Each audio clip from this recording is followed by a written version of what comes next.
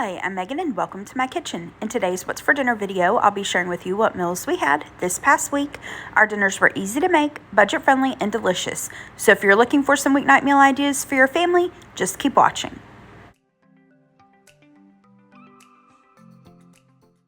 For dinner this first night, I made chicken fajita quesadillas. I was inspired by an Instagram post from Cooking in the Midwest. I will have that linked in my description box below. I didn't follow what he did exactly, but I just used his as inspiration. I decided kind of last minute to do a Copycat Chipotle vinaigrette. So I will put that recipe down in the description box below as well. Here are the ingredients that I'm going to use. I've got red wine vinegar, olive oil, some chipotle and adobo peppers, and then I have honey, salt, pepper, oregano, and a little bit of water. We're just going to combine all of these ingredients and blend them up. I used a handheld immersion blender, and then I'm going to pop this into the fridge until I'm ready for it for dinner. I had some boneless, skinless chicken thighs in my freezer, so I let those thaw. I'm going to slice those into thin strips.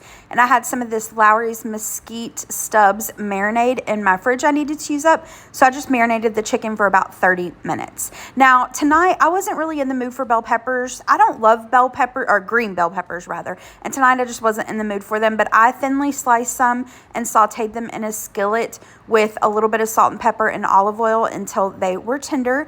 And then I set those to the side, and then in that same skillet cooked up some sliced onions and cooked those until they were tender. I did add a little bit of taco seasoning, and then I'm going to set those to the side.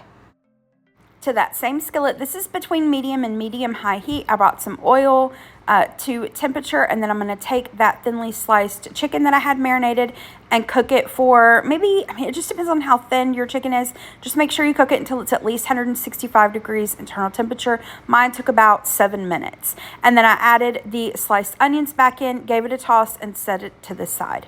Now in this skillet, I've got a little bit of butter. This is on medium heat. I'm going to add a tortilla and then add some shredded cheese. This is some Monterey Jack cheese. And then I decided to add a little bit of shredded cheddar cheese as well. Now, the Instagram post that I saw, he used this Subway Southwest Chipotle, or Chipotle Southwest, whatever they call it now. We love this sauce at Subway, and I never thought to put it in a quesadilla. And when I saw him do it, I was like, oh my gosh, that's genius. So added a drizzle of that, and then added the chicken and veggies, a little more of the cheese, the tortilla on top, and then I cooked it for maybe 3 or 4 minutes until the first side was golden brown and the cheese was nice and melted.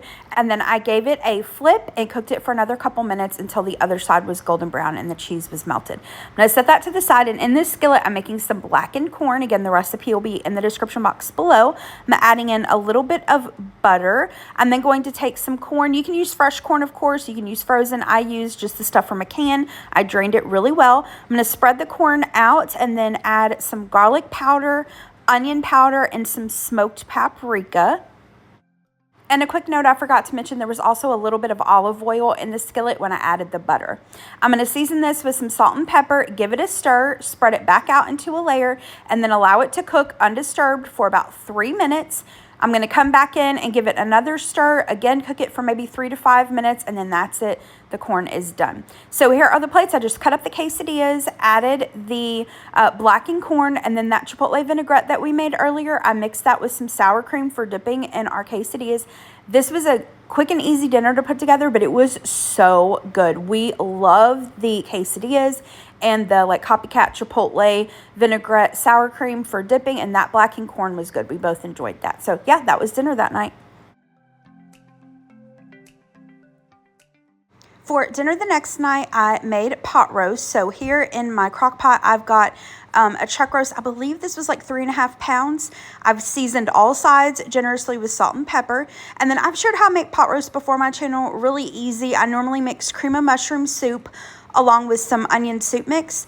I swore I had a packet of that, but when I went to get it from the pantry, I could not find any, but I did find this Kinder Sunday pot roast seasoning packet. And so I decided everything that we've tried from Kinder so far we have loved, so I decided I would just give it a try in this. So I mixed up the cream of mushroom soup along with that seasoning packet, and then I add a little bit of water to it, give it a stir, and then pour that over the pot roast.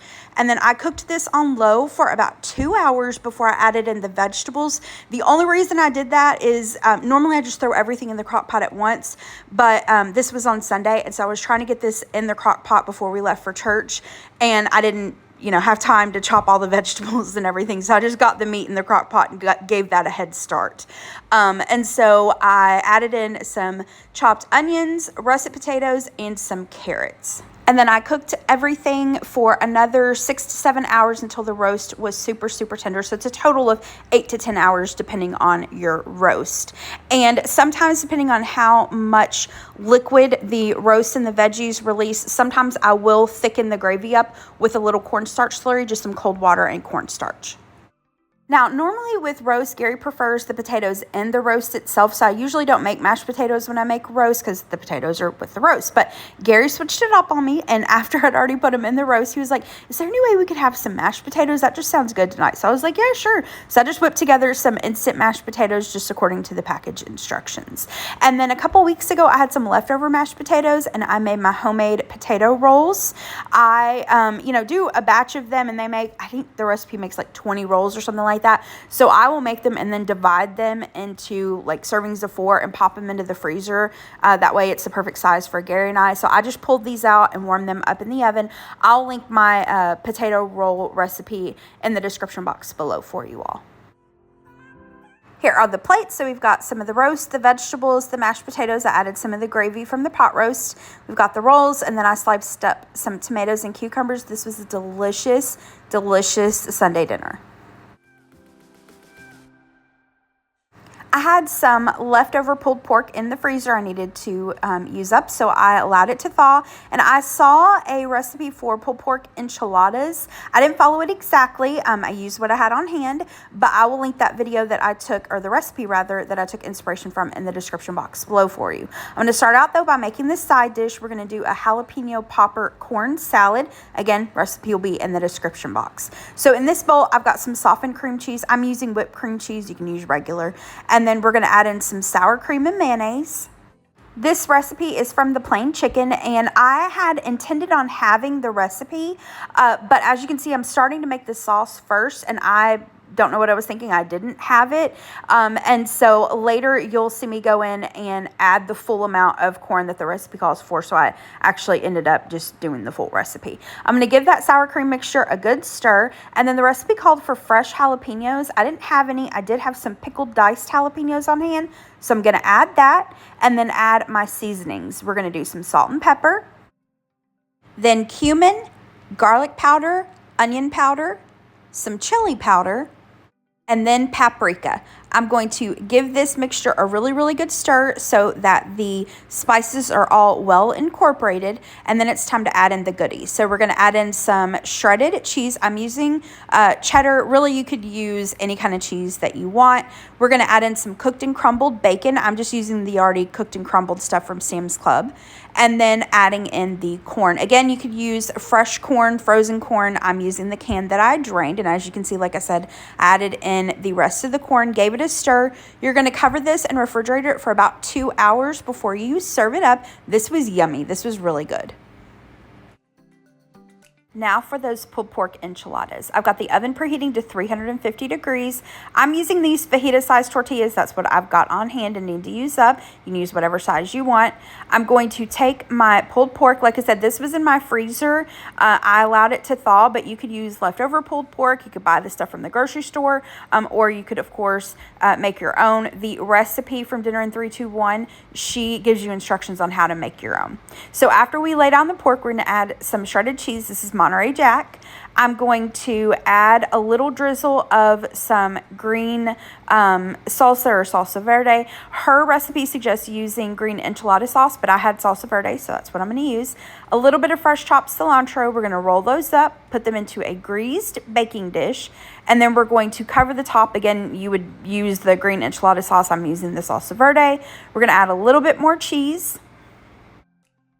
And then this is going to go into the preheated oven. Her recipe suggested like covering this with foil. I honestly just forgot to do it and it turned out just fine. So I popped this into the oven and baked it for about 30 minutes until it started to get golden brown on top. You can broil this if you want it to get a little more brown, but here are the plates. We've got that jalapeno popper corn salad, the enchiladas. I added a little bit of sour cream, some green onions, and cilantro, and this was good. We liked the corn salad and we really love the pork enchiladas. Quick and easy dinner.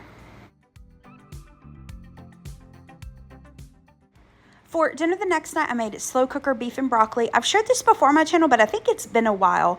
I believe I first came across this recipe from Jessica O'Donoghue. I think they shared it, but like I said, it's just been a while since I made it. In this crock pot, I've got a pound of chuck roast that's been cubed. The recipe says that you can either use chuck roast or sirloin, but you want to slice it thin. But I know from when I made this in the past, when I've done that, the meat has tended to overcook and shred, which is totally fine. But I just decided to go with the stew meat, to keep that from happening if possible. Next, I'm adding in some beef broth, or I'm using water and this beef bouillon powder. I'm going to add in some soy sauce. I prefer to use less sodium. You use whatever your preference is. Now we're going to add in some brown sugar, then some sesame oil and minced garlic. I'm going to give that a good stir. Cover that with a lid and cook that on low for about 3 to 4 hours until your meat is tender. Now, a quick note here. I think I did this the last time I made this, and I wanted to remember, and I didn't. Hopefully next time I remember to not do this, but I used a pound of meat. The recipe calls for 2 pounds, and I went ahead and made the full recipe for the sauce, because I wanted to serve this over rice, but I didn't need to do that. I should have just halved the recipe completely, because I ended up having to use like 3 times as much of the cornstarch slurry to get it back thick. So the end product was a little beige. It tasted fine. But yeah, going forward, if I'm having the recipe, I just need to have the entire recipe. But after about 3 or 4 hours, once the beef is tender, you can add in your broccoli florets. And I've done this with frozen broccoli. It works just fine. We're going to add we're going to add the broccoli florets, add in our cornstarch slurry, give that a stir, and then cook this for another 30 minutes until that gravy has thickened up. And this is what it looked like when it was done. Give it a taste, adjust the seasonings to your taste. Now, I really wanted some homemade egg rolls with this, so I decided to do some sweet and sour sauce. I don't follow a recipe for this. I make it the same way my dad taught me years and years ago, which is basically just equal parts ketchup and sugar along with something sour. You can use lemon juice, you can use vinegar, and then I like to add in a little bit of soy sauce. I forgot to mention I also add in a couple tablespoons of water. So I just add everything to a little saucepan, give it a good whisk, and then bring this to a simmer and then turn it down low and cook it for maybe about 10 minutes or so, and then it's done. Now I am going to make my homemade egg rolls. Again, I don't follow a recipe for this. A couple weeks ago, I had some bagged coleslaw mix in the fridge, and I didn't want it to go bad. I looked online and saw where a lot of people said you can freeze it. Now, obviously, if you freeze it, it's going to change the texture, so you wouldn't want to use it for like a coleslaw, but I thought it might work in egg rolls pretty well, and it did. It worked really good. So if you have some, cabbage that you want to freeze, egg rolls is a great way to use them. So in this skillet, I'm going to add that thawed coleslaw mix. And I've got a little bit of oil in here. This is on about medium heat. I cooked the cabbage for just a couple minutes by itself until it started to get tender, and then I'm going to add in my seasonings. I added ground ginger, garlic powder, some sesame oil, and soy sauce. I'm going to give that a stir, cook that for another maybe 5 minutes until all the veggies are tender. Give it a taste, adjust the seasonings to your taste. Sometimes I'll add in just the tiniest little pinch of sugar to it, and then I'm going to set that to the side and allow it to cool just until I can handle it. I then made my egg rolls, just took egg roll wrappers, added some of the filling, wrapped it up, and then deep fried it in some oil until it was golden brown. I was going to film me doing this. I've filmed it before. I'll try to find one of those videos and link it down in the description box below for you. But we got really bad weather. We got some tornado warnings, and so I had to pause in between making dinner and then was trying to hurry and get it done, so I didn't film it. But I made some steamed rice, just cooked it up in the rice cooker. And then here are the plates. So we've got the rice, the crock pot beef and broccoli, some of the sweet and sour sauce, and the homemade egg rolls. Delicious dinner. The next day, Gary and I were crazy busy with work. He had a meeting in the evening, and so he was like, why don't I pick something up on my way home? I was like, that sounds great. I've been wanting KFC, so we ordered through the app. They've got some really good deals in the app. They had, I can't remember what they called it, but it was basically you get like 5 pieces of chicken, 2 sides, 2 drinks, and 2 biscuits for $15. So we did that, and then Gary wanted one of the little chicken little sandwiches, so we ordered that. And then the app had a coupon. If you spent, I think it was like $10 or something like that, you got a 5-piece of their new mashed potato poppers for free. So we were like, hey, for free, let's go ahead and give those a whirl. So that was what we had for dinner that night, and we had leftovers that then for dinner the next night I didn't get a picture of, but I had some of the leftover at KFC, and Gary had the leftover crock pot beef and broccoli. And for the last dinner in this week's video, Gary wasn't hungry for dinner. We'd had a late lunch, and I had some of that pulled pork left over, and I didn't want it to go to waste, so I made some pulled pork nachos, kind of like what Famous Dave's used to have, if you're familiar with that. Here's what I'm going to use to make these. Absolutely substitute what you do and don't like. I've got some tortilla chips, baked beans.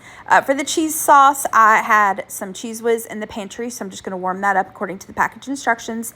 Some barbecue sauce. I'm going to dice up some tomato, chop up some green onions, and then I've got some sour cream. I would have liked to put lettuce on this, Famous Dave's did, but honestly, I didn't feel like washing the lettuce, especially just for the little bit for these nachos. Now, I placed the tortilla chips in pretty much a single layer on a baking sheet and baked them at 350 degrees for about 5 minutes just to warm them up, and then I topped them with all the other toppings, and these were so good. All right, that is it for this week's video. Thank you so much for watching. I hope that you liked this video. If you did, hit the thumbs up button below and subscribe to my channel if you're not already, and I hope you have a great rest of the week. Thanks so much for watching. Bye-bye.